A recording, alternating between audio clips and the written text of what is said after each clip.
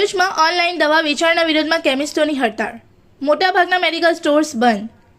ભરૂચ જિલ્લામાં દવાઓના ઓનલાઈન વેચાણ અને ભારે ડિસ્કાઉન્ટના વિરોધમાં કેમિસ્ટોએ 24 કલાકની હડતાળ પાડી હતી. દેશવ્યાપી બંધના એલાનને સમર્થન આપતા જિલ્લાના મોટાભાગના મેડિકલ સ્ટોર્સ બંધ રહ્યા હતા, જેના કારણે લોકોને દવાઓ મેળવવામાં મુશ્કેલીનો સામનો કરવો પડ્યો હતો. કેમિસ્ટોનું કહેવું છે કે ઈ-ફાર્મસી કંપનીઓ યોગ્ય નિયંત્રણો વિના દવાઓનું વેચાણ કરી રહી છે, જેના કારણે પરંપરાગત મેડિકલ સ્ટોર્સના વ્યવસાય પર ગંભીર અસર પડી રહી છે.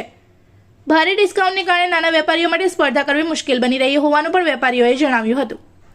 હડતાળમાં જોડાયેલા વેપારીઓએ ઓનલાઈન માધ્યમથી નકલી અને બિનપ્રમાણિત દવાઓના વધતા વેચાણ અંગે ચિંતા વ્યક્ત કરી હતી અને સરકાર પાસે ઈ-ફાર્મસી માટે કડક નિયમો તથા યોગ્ય દેખરેખની માંગ કરી હતી. જો કે ઇમરજન્સી સેવાઓ માટે કેટલીક જગ્યાએ મર્યાદિત વ્યવસ્થા ચાલુ રાખવામાં આવી હોવાનું જાણવા મળ્યું છે.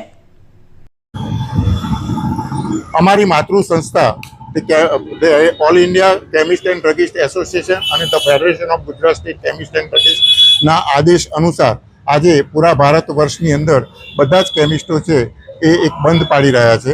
તેની મુખ્ય અમારી 3 માગણીઓ છે.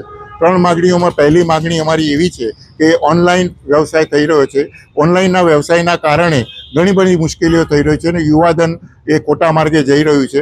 એઆઈ દ્વારા જે પ્રિસ્ક્રિપ્શનો આવે છે, એકને એક પ્રિસ્ક્રિપ્શન છે એ વારંવાર વાપરવામાં આવે છે, ખોટા પ્રિસ્ક્રિપ્શનોથી દવાઓ આપવામાં આવે છે અને એન્ટીબાયોટિક્સ જે જરૂરી ન હોય તે પણ એ રીતે ત્યાં આગળ બજારની અંદર આપવામાં આવે છે. નકલી દવાઓ પણ કેટલી આવી શકે છે તેનું પણ કોઈ પ્રમાણ રહેતું નથી. આના કારણે અમારો ઓનલાઈન ફાર્મસી સામે વિરોધ છે. બીજું, જ્યારે કોવિડનું સંક્રમણ આવ્યું અને કોવિડ વખતે જે કાયદો સરકારશ્રીએ કર્યો હતો કે જે આશીર્વાદરૂપ હતો કે ઘરે ઘરે જ્યારે પેશન્ટને પાસે જઈ અને દવા આપવામાં આવે, આ 220 કાયદો એ હવે એની કોઈ જરૂરી નથી અને એને દૂર કરવા માટેની અમારી માગણી છે.